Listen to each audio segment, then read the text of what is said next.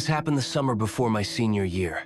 It was one of those long, sticky Julys where it felt like the sun never really set, just dimmed a bit. I was with two friends, Kyle and Marcos, and we thought it'd be fun to spend a weekend camping out by this little lake about an hour from town. Not one of those maintained campgrounds with bathrooms and rangers, just an old forgotten fishing spot we heard about from a kid Kyle knew at work.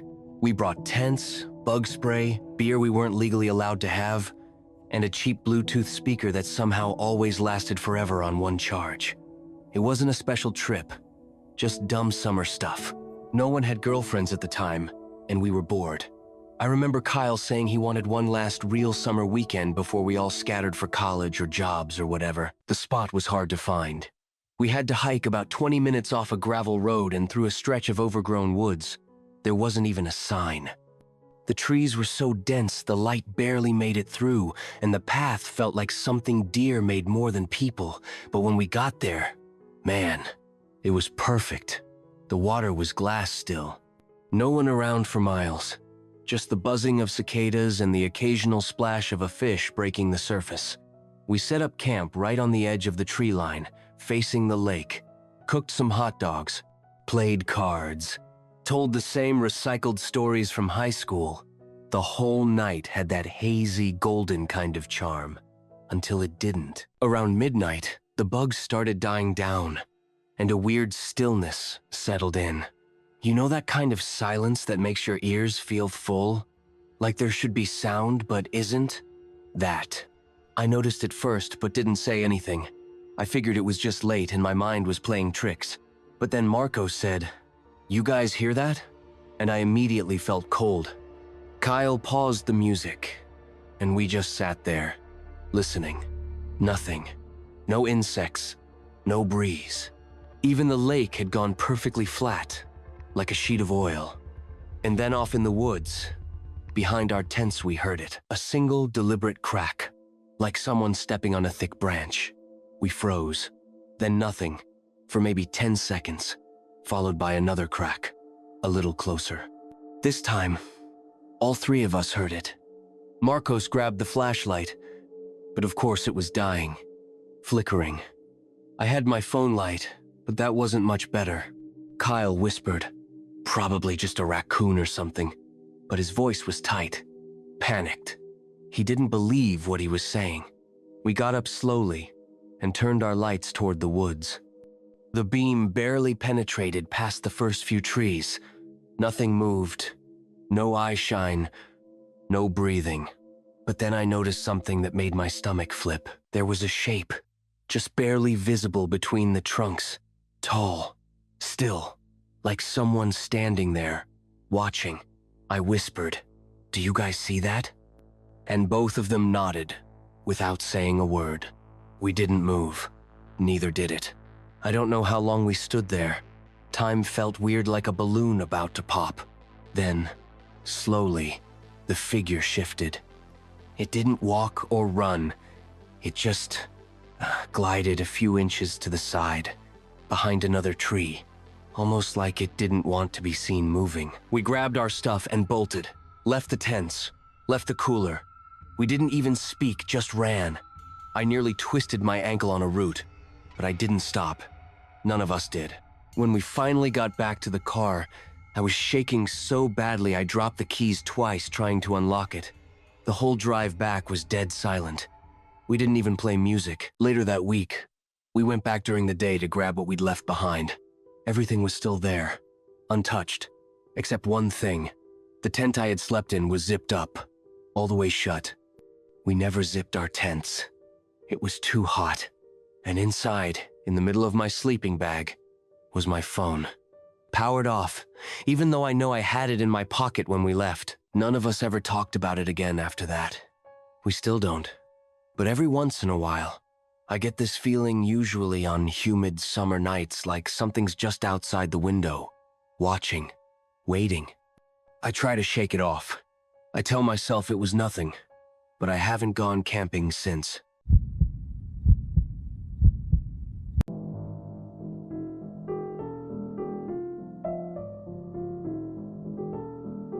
Today I wasn't very social in college. I didn't get good grades. I wasn't in a frat. I didn't have a girlfriend, and I wasn't very involved in anything. I wasn't a very happy kid. I'm not complaining, though I found a loyal girl who would never stop fighting for me in my late 30s. My life is good now. We live together with 2 cats named Blue and Raz, and I'm planning on proposing soon. Like I was saying, though I wasn't in a frat, so generic frat parties were kind of off the table for me. I still wanted to have fun, though.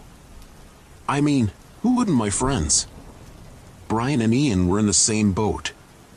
We spent most weekends killing time in Bryson's dorm. That being said, we took every chance we got when it came to parties. Most of the parties we were lucky enough to go to were off campus, meaning they weren't associated with any of the frats or the school itself. One time we actually drove over an hour just to go to a party.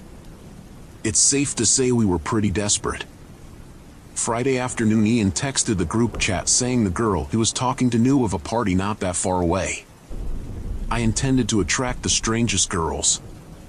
I'm sure you know the ones I'm talking about. Bryson joked that he didn't want to go to some death metal emo anime party, which I kind of agreed with. Ian was pretty adamant though and convinced us that this would be a normal party. It's not like we had anything better going on. Bryson convinced his brother Chris to be our designated driver. Chris didn't drink anyway and said he'd be down for a party, so everything was looking good. As we were driving to the party, Ian started complaining about the girl he was talking to. He said she hadn't answered him in hours, which honestly wasn't too surprising considering the kind of guy Ian was. He was actually pretty torn, and said he was having second thoughts about even going, which seemed like an overreaction. We were already 30 minutes deep, so we weren't just going to go turn around and go home. We told him to suck it up and not let it ruin the night. After a few more minutes, Ian said Callista's profile disappeared from his phone altogether. We broke it to him that he had been blocked and she probably decided to go to the party with someone else. He pouted for the rest of the drive. When we reached the party, we instantly knew we'd made the right choice. The house was massive, especially compared to the rest of the houses on the block. Ian didn't want to go in just yet, saying he needed a buzz to take his mind off the situation. Bryson and I didn't object to drinking, so we told Chris to park a little further down the street so we could pre-game outside the car. We killed a few of the beers we had brought with us and watched as people entered the house and drove. It honestly looked like a pretty lit party. Once Ian was satisfied with his buzz, the 4 of us started making our way over to the house. As soon as we stepped inside, I could tell something was off. For starters, all the lights were on, like there was no ambient lighting throughout the entire house, just the bright overhead lights that you'd expect to be off at a college party. Most of the people there were very nicely dressed, not what you'd expect people to wear at a rowdy party. The scene looked more like a fancy dinner party than anything else, but maybe that's what it was after all. We didn't really have any details about what we were walking into. We didn't look too out of place, but the clothing differences were definitely noticeable. The music was also bizarre. They weren't playing trap or hip-hop or any of the usual party music. Instead, they were playing some kind of ethereal, almost druggy music. I'm not really sure what genre it was or how to describe it, but none of the songs had any words, just instruments. I guess it wasn't bad per se, but it was odd. My friends and I looked at each other trying to make sense of what was going on. We drilled Ian for details, but he said he was just as clueless as we were. The 4 of us walked around a little, exploring the house. There was alcohol everywhere, so we helped ourselves a few minutes and I started noticing people catching my eye and then immediately looking away. It was actually so apparent that I started wondering if there was something in my teeth. I figured I was just getting looks because of what I was wearing, which did make sense to me at the time. The 4 of us were honestly having a good time, despite the weird atmosphere. Actually, I take that back. Chris was pretty bored and said he was going to go smoke in his car. We figured it was because he didn't have a drop of alcohol on him. A few minutes after he left, a group of girls approached us. We definitely weren't super confident, so getting approached was a new thing. The 3 of them started flirting with us almost immediately, like it wasn't even subtle. They joked about an entrance fee, which I thought was funny until I saw that they were being serious. They were holding a bottle of tequila, which we definitely weren't going to turn down. Without much thought and not wanting to appear uncool, we swigged the bottle. After that point, the 6 of us stuck together, drinking, talking, and occasionally dancing.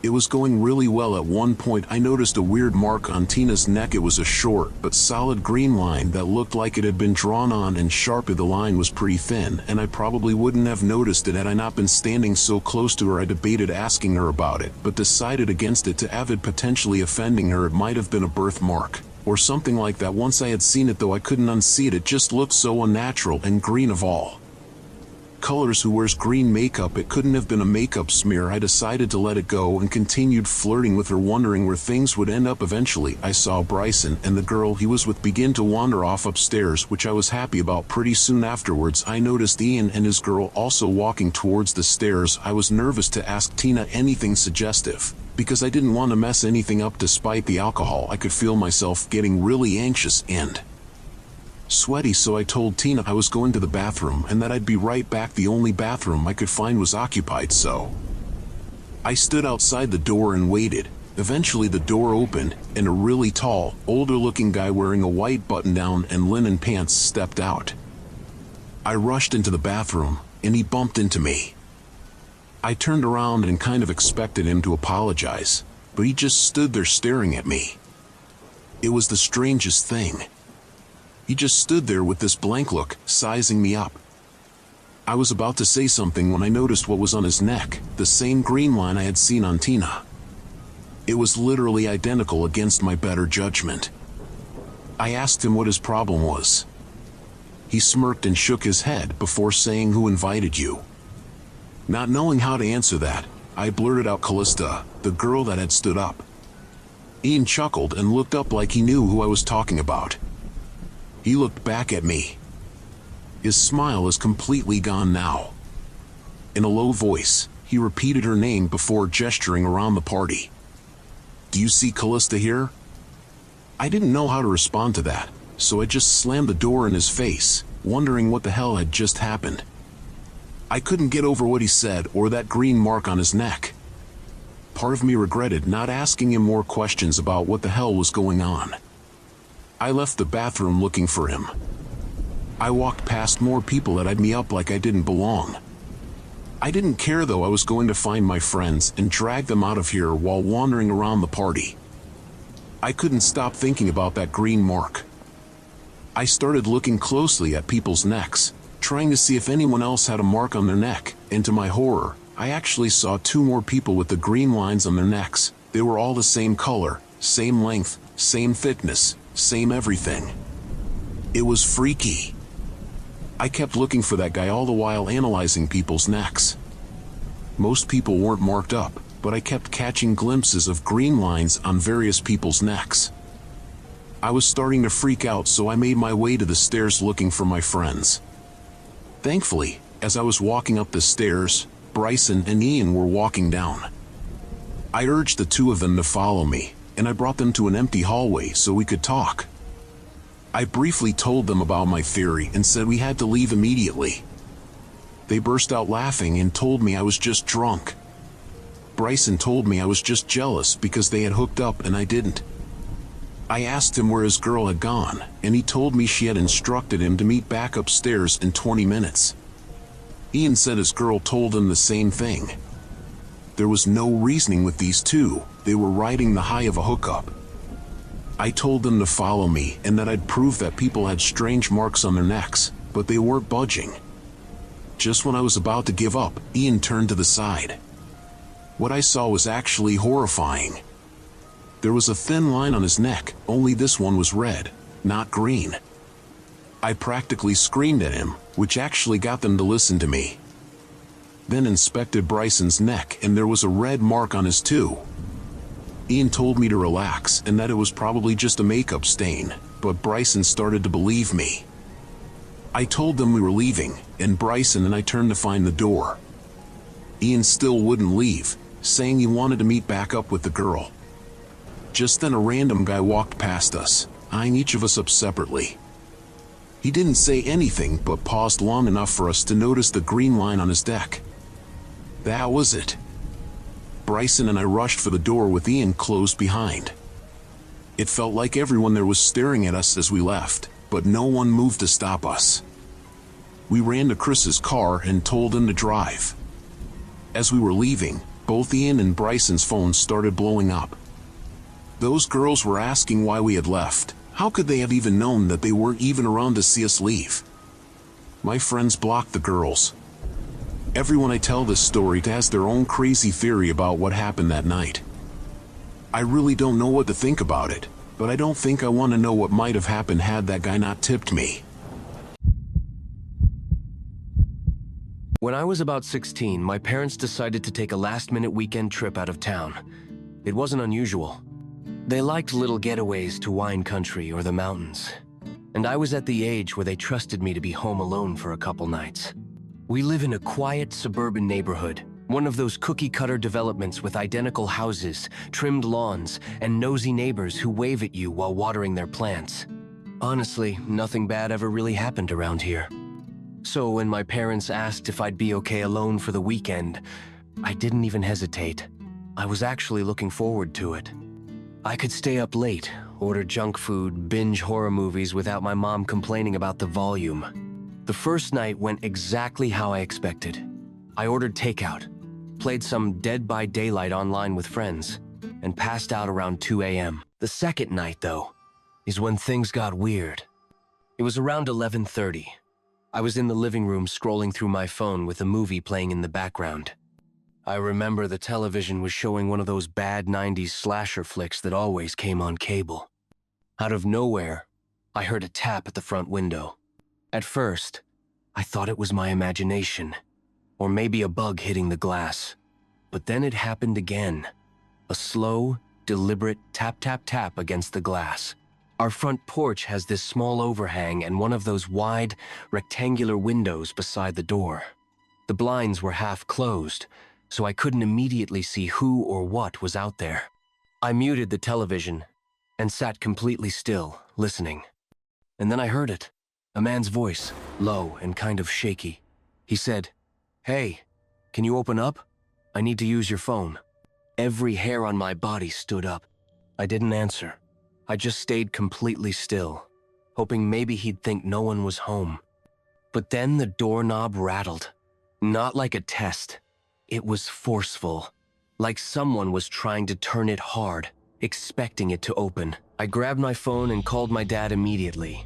He didn't pick up. I tried my mom, no answer. They were probably out at dinner somewhere with bad reception. That's when I remembered my neighbor, Mr. Dalton. Retired cop, lived right next door. He was usually up late, watching television in his den. I called his number, thank God I had it saved. He answered on the second ring. I kept my voice low and told him someone was outside my house trying to get in. He went quiet for a second and then said he was grabbing his gun and coming over. I stayed on the line with him, crouched behind the couch, heart pounding so hard I could hear it in my ears. And then, another voice. This one was a woman. She called out, "Please, it's an emergency. I just need to come inside." But here's the thing. The voice sounded off. It didn't sound desperate. It sounded rehearsed, almost like someone pretending to sound scared. I didn't move. I barely breathed. A minute later, Mr. Dalton's voice shouted from his porch, "Hey, get the hell off that property before I call the cops." I heard footsteps running off into the night. When Mr. Dalton reached my porch, he didn't see anyone. He told me to stay inside, lock every door and window, and he called the police. When the officers arrived about 15 minutes later, they found footprints in the flower bed under my living room window. 2 different sets. One large, one smaller. They followed the tracks down the street, but they disappeared near an alleyway that cut between 2 houses. They searched the area but didn't find anyone. The scariest part? There was no car seen leaving the neighborhood. Whoever it was, they either lived nearby or were still out there somewhere, on foot, watching. I didn't sleep the rest of the night. And to this day, every time I hear a tap at the window, my stomach sinks. It wasn't the job I had planned on, but it paid the bills while I was finishing my degree. Plus, how scary could a school be at night, right? It was a Thursday. I remember that clearly, because the cleaning crew had just left early for the weekend. I had the whole building to myself. The school was old, built in the 60s, and had this eerie, abandoned feel once the students were gone. Long, empty hallways, lockers that creaked open when you passed by, typical stuff for an old building. That night, I was sitting in the security office, scrolling through my phone to pass the time, when the faintest echo reached my ears. It sounded like footsteps. Slow. Methodical. Coming from the direction of the gymnasium. At first, I brushed it off. Kids sometimes stuck around after hours, sneaking in to shoot hoops or hang out. I grabbed my flashlight and walked down the hall toward the gym. But the closer I got, the quieter the footsteps became, almost as if they were matching my own pace. By the time I reached the gym doors, everything was dead silent. I pushed the door open, letting my flashlight cut through the darkness. The gym was empty. I was about to turn around when I heard it again, this time behind me. Quick, shuffling footsteps, like someone running down the hall. I turned, but all I saw was the empty corridor stretching back into the darkness. No one. I shrugged it off, thinking maybe it was the old building settling. I went back to my post. The school's cameras showed nothing, just empty rooms and dark hallways. But that's when things got weird. Around midnight, the lights in one of the classrooms on the far side of the building flickered on. I didn't think much of it at first, those old lights tended to glitch. But when I checked the security monitor, I noticed something off. The camera feed from that room showed the desks had been rearranged. They'd been set in a circle. And one chair was pulled out, like someone had been sitting there. My heart started racing a little. I hadn't seen anyone enter that room, and I had the only key to the doors. I decided to investigate, because what else was I supposed to do? When I got to the classroom, everything was as I had seen it on the feed. Desks in a circle, chair pulled out. But the strange thing was, the air in that room felt heavy. Like the atmosphere was thick with something. Not fear, exactly, but an overwhelming sense that I wasn't alone. I was about to leave when I heard it again, footsteps, this time coming from above me. The school didn't have an attic, just a crawlspace where the heating ducts ran. The sound was slow, deliberate, like someone was pacing directly above the ceiling tiles. I left the room in a hurry, not wanting to find out who, or what, was up there. I went straight to the office, planning to call the police, but before I could even dial, the phone rang. The caller ID said it was coming from inside the school. I picked up, and all I heard was breathing. Slow, shallow breathing. Then a voice, barely above a whisper, said, "We're still here." I dropped the phone and ran. That was my last night working security at that school. I still don't know what was happening in that building, but I've heard rumors from other staff. They say the old gym teacher used to host strange, after-hours meetings with students. Nothing ever proven, but after that night, I'm not sure I want to know. Some places, they hold on to things. Things that don't show up on security cameras. Things that you can only feel when you're alone in the dark. This happened 4 summers ago, when I was 23.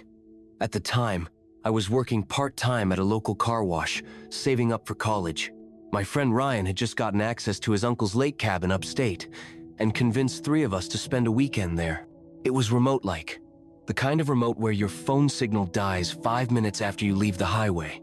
There was me, Ryan, our mutual friend Jace, and a girl named Lacey who I had a bit of a thing for. The cabin wasn't fancy, but it had the essential spower, plumbing, and a massive screened-in porch that overlooked the lake. We planned to drink, grill, maybe fish a little. Typical summer stuff. The first night was honestly perfect.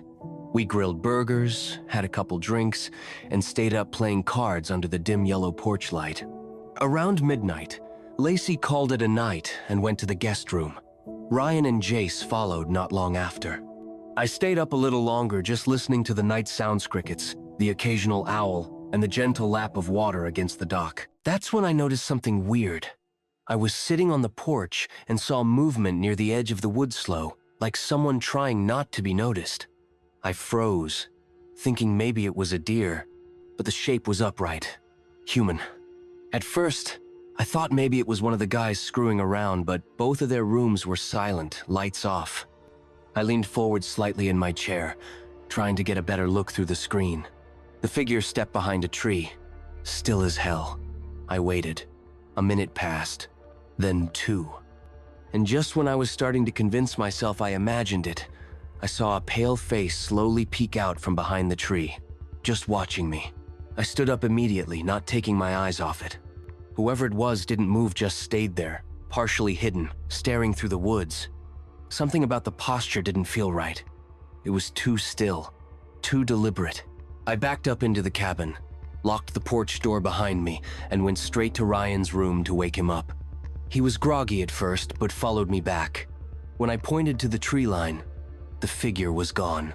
He laughed it off, said I must have been tired or drunk. I knew what I saw. The next day was normal.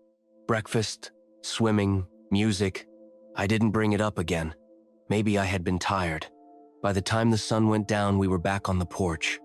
I felt better with everyone around. But around 10 p.m., Lacey said she was going inside early. She wasn't feeling well. The rest of us stayed out for another hour or so, before calling it a night. I was the last one to head in, and that's when I noticed the porch screen was queued at the bottom, near the far corner, a clean slit. I knelt down to inspect it and saw footprints in the dirt outside, leading away toward the woods. I ran inside and locked every door and window I could find. Then I went room to room, checking on everyone. Jace was out cold. Ryan was snoring like a bear. But when I knocked on the guest room door, Lacey didn't answer. I cracked the door open. The bed was empty. That's when I noticed the window was open, curtain flapping slightly in the breeze. I shouted for Ryan and Jace, heart pounding. We all ran outside, flashlights sweeping the trees. We called her name again and again. Nothing. We were just about to head back inside and call the police when we heard a scream, faint, from the woods. We bolted toward the sound, stumbling through brush and branches. Ryan spotted something near the base of a tree, Lacey, huddled on the ground, shaking uncontrollably. Her lip was bleeding, and her clothes were torn. She kept saying the same thing over and over. He was inside. He was inside. Back at the cabin, after the cops arrived, she told them what happened. Said she woke up in the middle of the night to someone breathing heavily next to her bed. At first, she thought it was one of us, but when she opened her eyes, there was a man standing there, barefoot, staring at her. She tried to scream, but he grabbed her. She fought him off just enough to scramble out the window and run. That's when we heard her. The police searched the property and eventually found signs someone had been staying in the old pump shed near the edge of the lake. Dirty clothes, wrappers, and a mattress that looked like it had been dragged from somewhere else. The guy was never caught. That trip changed us. None of us ever went back to that cabin, and Ryan's uncle sold it not long after. As for Lacey, we still talk, sometimes, but I can tell she's never quite been the same. And honestly, neither have I. That summer night haunts me, because I keep thinking, what if I hadn't stayed up that night? What if I'd gone to bed early too? When I was 21, I rented a small guest house behind an old farmhouse in rural Pennsylvania. It wasn't anything fancy, 1 bedroom, a kitchenette, and a tiny living room. But the rent was cheap, and the property backed up to thick woods that stretched for miles. I liked it. It was quiet, peaceful, and for someone trying to finish college remotely, it felt perfect. The only downside was how dark it got out there at night. I mean pitch black. No streetlights, no neighbors in sight, just endless trees. I had a routine. Around 11 p.m., I'd take my dog, Cooper, a beagle mix, outside for a quick bathroom break before bed. Then we'd lock up, turn on a movie, and fall asleep on the couch. One night in late October, I did just that. Took Cooper out, walked around the yard, and noticed how unusually quiet it was. No wind, no bugs, no distant cars, just total silence. It put me on edge, but I brushed it off. I figured it was just one of those weird, still nights you get before it rains. I brought Cooper in, locked the doors, and started a horror movie on my laptop. About halfway through, something changed. I got that unmistakable feeling like my skin knew something my eyes didn't. A crawling tension at the back of my neck, as if someone was watching me. I paused the movie, listened. Nothing. But Cooper's ears perked up, and he let out a low, uneasy growl. I sat up, looked toward the small window by the back door. Total darkness. Then, I saw it. The faintest outline of a figure, standing motionless by the tree line. Too far to see clearly, but close enough to know it wasn't an animal, just a shape. Still, watching. I told myself it was a shadow, maybe a tree, anything but a person. But then the shape moved, slowly, deliberately, closer. I scrambled to turn on the porch light.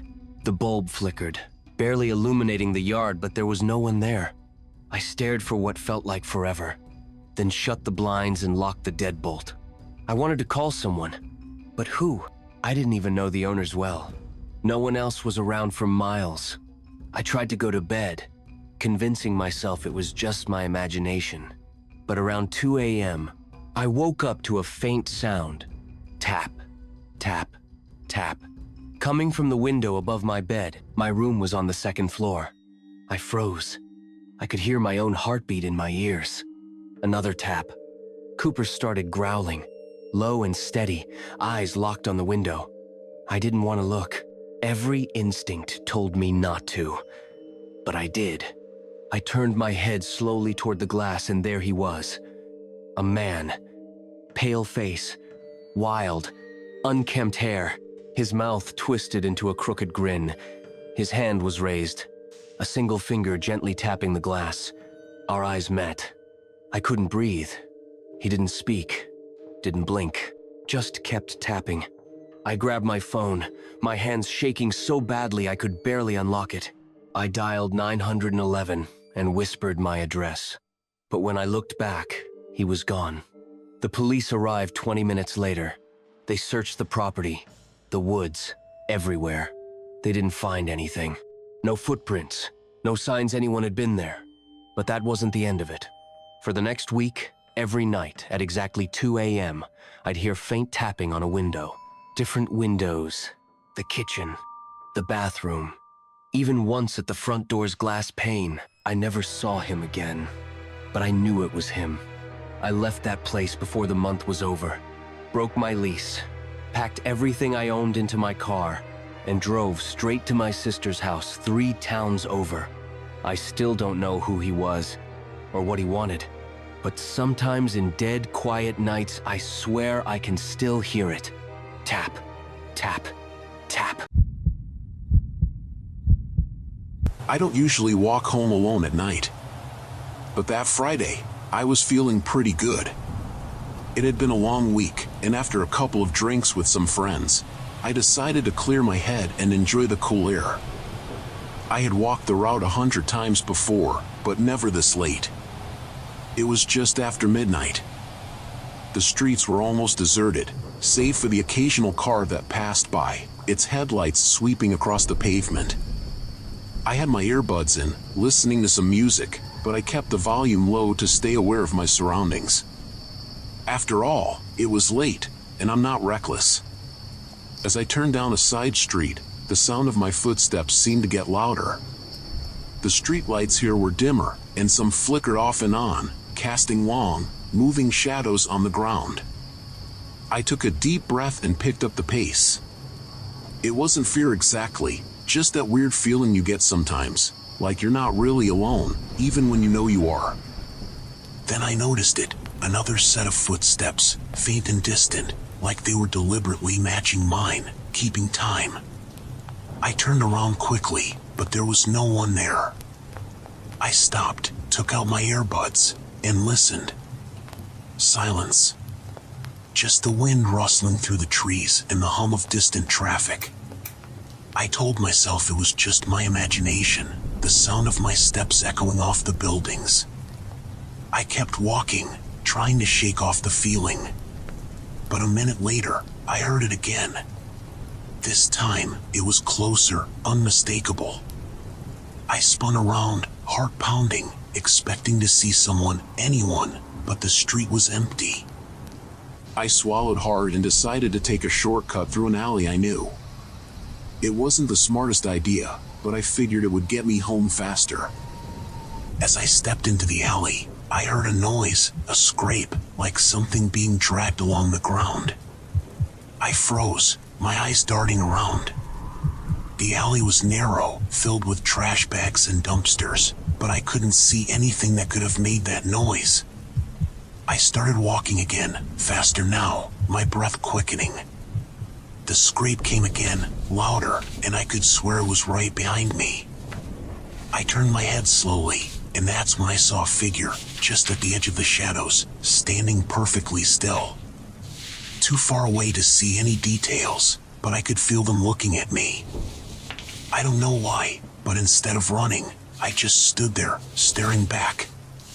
The figure didn't move. It just stood there, silent. Then, slowly, it took a step forward, and I heard that scraping noise again. My brain finally kicked in. I turned and started walking as fast as I could without breaking into a full-on sprint. I reached the end of the alley and turned a corner, and I didn't stop. I kept moving, kept listening for those footsteps, that scraping sound. I didn't hear it anymore, but I couldn't shake the feeling that I was being watched. I kept glancing over my shoulder, half expecting to see that figure stepping out of the darkness, but the street was empty. My building was in sight now, just a block away. I dug my keys out of my pocket, gripping them tightly. I finally reached my building and practically ran up the steps. As I fumbled with the key in the lock, I heard it again, the scraping noise, closer this time, almost directly behind me. I didn't dare look back. I pushed the door open, darted inside, and slammed it shut behind me, breathing hard. I looked through the peephole, but all I could see was the dimly lit street, empty and quiet. I laughed nervously, telling myself it was just some random guy. Maybe someone messing with me. But then I heard a sound that sent chills down my spine, the door handle rattling softly, as if someone was trying to open it from the outside. I backed away slowly, heart racing. The rattling stopped. For a few seconds, there was silence, and then, ever so faintly, I heard that scraping noise again. Only this time, it sounded like it was coming from the other side of the door. I didn't sleep much that night, and I still don't walk home alone anymore. Not ever. I've always loved summer nights. I think most people do. But for me, it wasn't just about the weather or being off school. It was about the freedom. I used to spend my summers in a small lakeside town where my grandparents lived. Real small. One gas station, one diner, and a lot of empty stretches of road. I was 17 that summer, and I spent most of it with my cousin Mason. We were close, more like brothers than cousins. There's one night I haven't stopped thinking about since it happened. It was mid-July, hanging out by the old dock on the south end of the lake. Not an official spot, but locals knew it.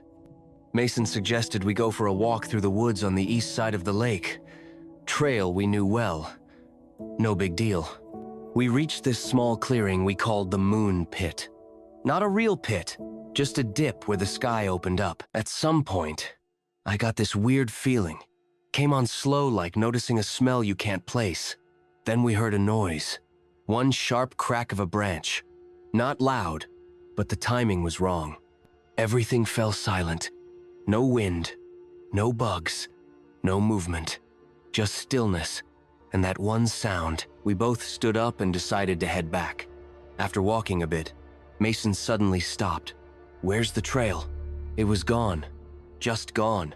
Everything around us looked wrong. Then we heard it whisper. Low, breathy, behind me. Mason heard it too. No one was there. We ran. Hard. Fast. I tripped. Fell. Flashlight flew. When I looked up, Mason was gone. I called out. Spun in circles with my flashlight. Nothing. Silence. I got up and just walked. Not even sure where. Time didn't feel real. Eventually, I saw the lake and ran into the water, just to feel something solid. I turned around expecting forest. What I saw instead, no moon. Stars smeared like the sky had been erased.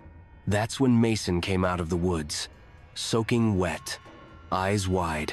First thing he said was, "Where did you go?" We argued over who disappeared. He thought I was lost. I thought he was. Our phones didn't match. Texts sent hours apart. Calls never received. A hiker we asked later said, "There's no clearing out there. No moon pit." We never figured it out. We tried. We really did. We still see each other, but we never bring it up. Every summer, I stare at the sky and wonder what happened to us, and whether it could happen again. Last November, I was alone on night shift at a remote water control station north of town. Just me, a silent building, and the massive steel water tower outside. At 3:12 a.m., every light in the station died. The pumps went silent.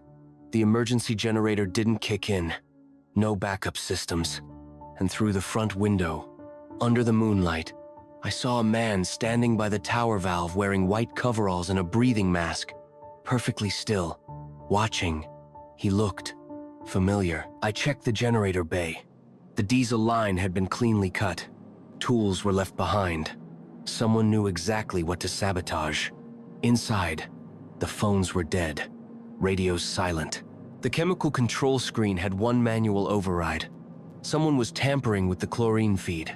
Suddenly, a voice outside said, calm and clear, "You can't stop what's already started."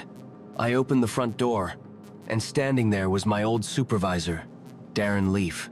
Only Darren died in a car fire 3 months ago, and this wasn't someone who looked like him. It was him. Same burn scar, same eyes. He stepped closer. "You were supposed to approve the final override, but you signed off before it was ready. I made one mistake. I tried to run, but the exit door had been sealed from outside with wire. The air grew thick. A sharp, chemical tang filled the room like over-chlorinated water. Then the alarm screamed. A full system breach. Chlorine levels maxed out. I smashed a window with the fire axe and crawled out, gasping into the night. Inside, the monitors flickered one last image. Darren standing in the pump room, smiling at the camera. Then the screens all went dark. Emergency crews shut down the tower. The override had spiked the chlorine to dangerous levels.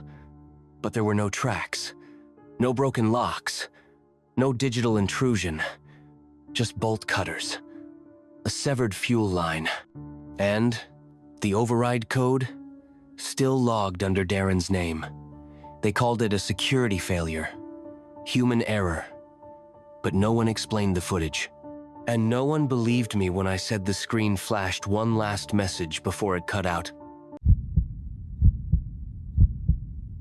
I've always been a night owl, but when I took that late-night train from the city, I wasn't expecting to become part of a story I'd never forget.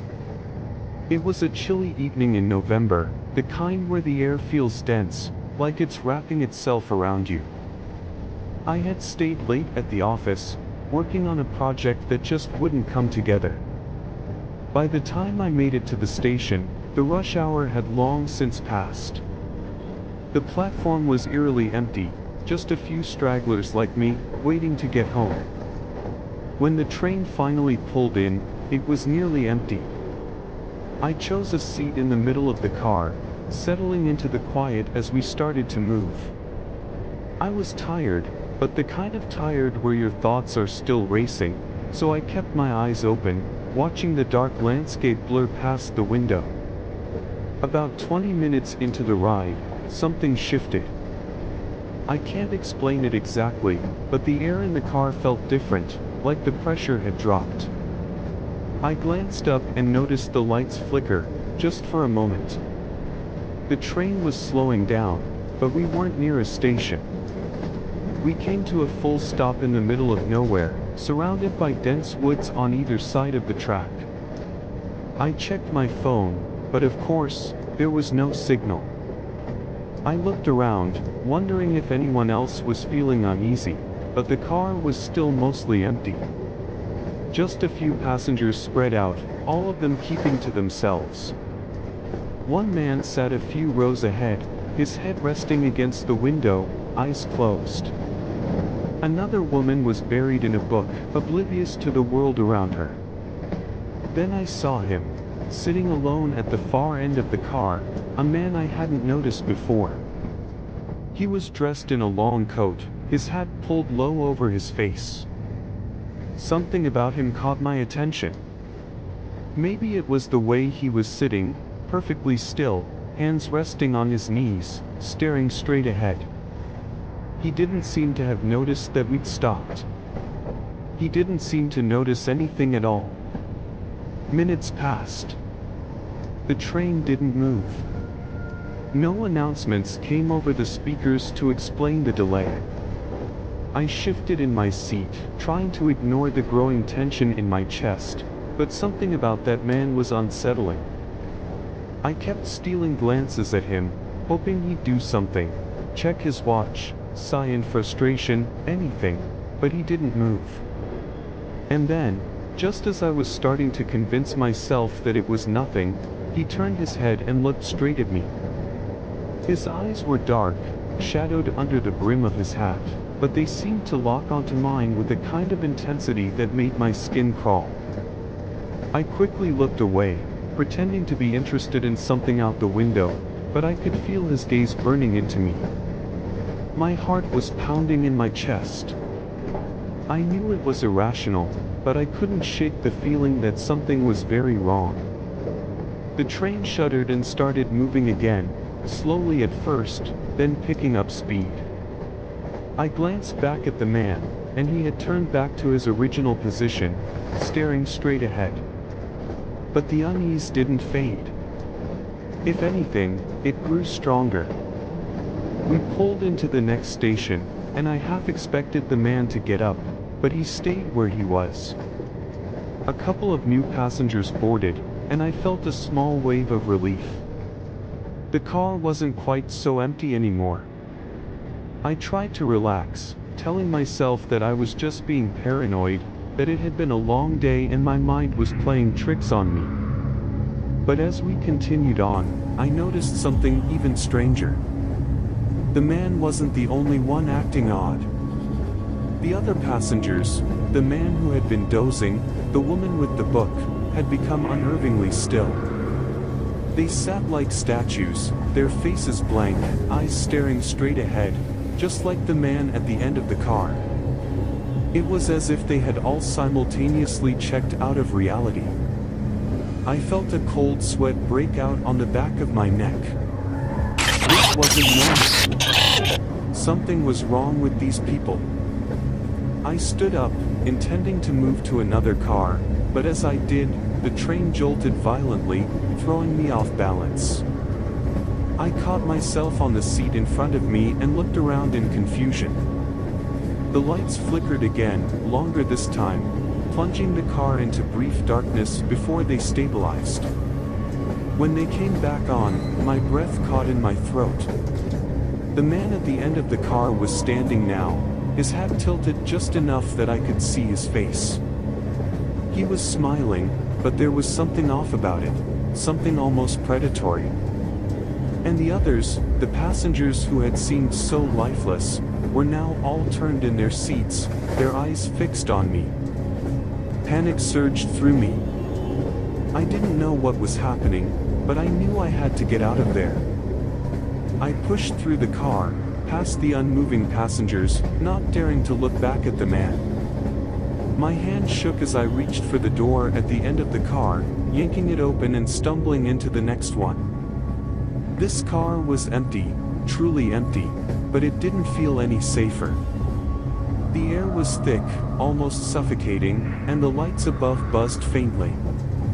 I moved quickly, putting as much distance as I could between me and whatever was happening in the previous car. I didn't stop until I reached the front of the train, near the conductor's compartment.